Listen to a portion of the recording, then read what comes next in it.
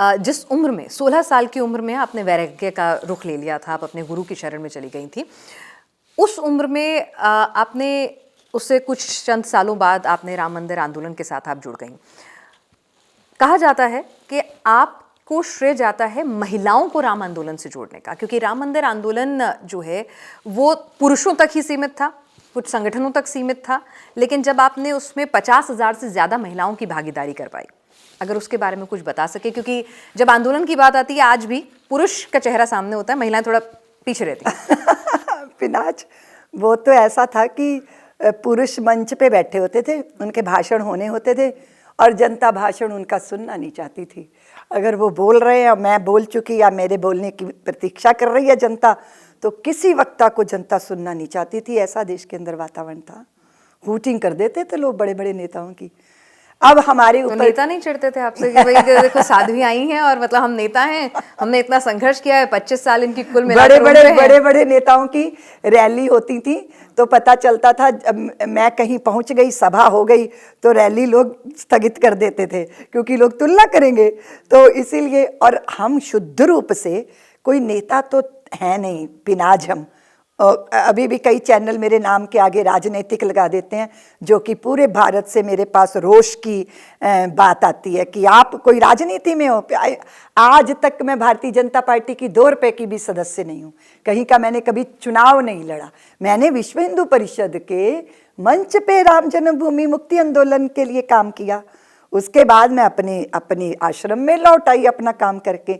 हाँ, लेकिन उस आंदोलन ने बहुत सारी सत्ताओं को पलटा था, उसकी जड़ें उखाड़ी थी, इसमें तो दो राय नहीं है, क्योंकि जो विरोधी थे जनता उनको स्वीकार नहीं कर रही थी। और दूसरी बात यह कि आपने स्त्री को कहा, स्त्री बहुत बड़ी शक्ति है पिनाज। आप हमारे बहुत सारे देवताओं को देखिए, उनकी सवारियों को देखो। भोले बाबा है ना, वो बैल पे चढ़े हैं, और गणपति जी की सवारी मूसक है, और जो है गरुड़ जी पे बैठे हैं भगवान नारायण, लेकिन जो भगवती बैठी है ना वो शेर पर बैठी हैं, और सिंह की सवारी करने वाली शक्ति ही होती है।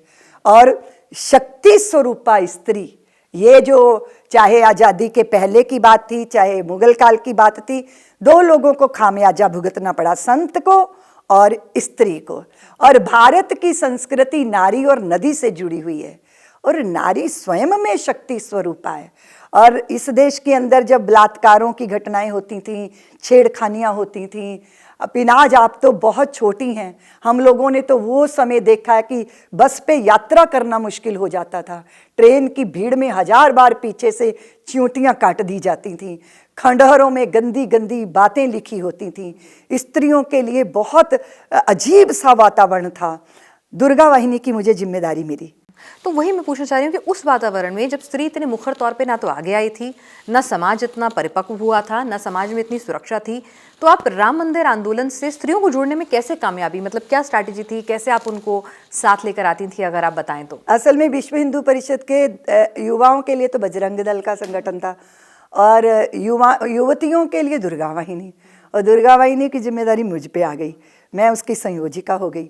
और यहाँ पे ताल कटोरा स्टेडियम में बहुत हजारों भारत भर की महिलाएं आईं, और मुझे भवानी सौंपी गई। भवानी मतलब तलवार, वो प्रतीक के रूप में।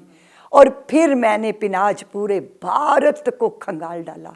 सारी कॉलेज की 15 साल से लेके 25 साल की युवतियाँ, और आप सोच लीजिए मेरे पास छोटा विमान होता था, उसका नाम ही गरुड़ था, उसमें एक पायलट होता था, एक मैं होती थी, और हम सारा दिन में न जाने कितनी जगह हजारों महिलाओं को।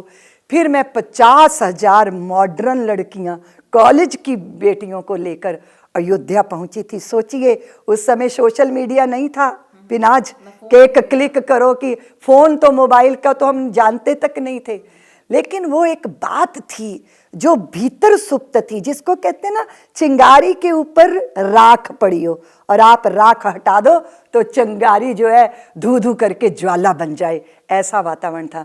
उसके लिए बहुत मेहनत किया, हर जगह शिविर लगाए, ट्रेनिंग कैंप होते थे, बेटियों की आत्मिक और शारीरिक दृष्टि से ट्रेनिंग होती थी। दुर्गा वाहिनी का बहुत बड़ा काम मैंने जो है उसमें मेरी छोटी मोटी भूमिका थी। फिर हमने तय किया अयोध्या जाएंगे। अयोध्या में मोटरसाइकिलों पे 50,000, जितनी भी इधर से देखो सारी युवतियां पूरे देश के अंदर, चाहे वो रामशिला का पूजन हो, चाहे वो ये जो गंगा भारत गौ माता की एकात्मता यात्रा हो, और चाहे हस्ताक्षर अभियान हो, उसमें स्त्रियों का जो योगदान है। राम जन्मभूमि के आंदोलन में प्रकट रूप में तो हम 3 स्त्रियां दिखती थीं, आदरणीय उमा भारती जी और आदरणीय श्री विजय राजे सिंधिया जी, और मेरी भी छोटी मोटी भूमिका थी, लेकिन हजारों स्त्रियां संगठन की जिनके साथ मैंने काम किया और रात दिन काम किया। आज भी वो लोग बहुत बुजुर्ग हो गए हैं, वृद्ध हो गए हैं, लेकिन उन सबका तप है जो हमें 22 जनवरी का अपना ये सौभाग्य हमें प्राप्त हो रहा है।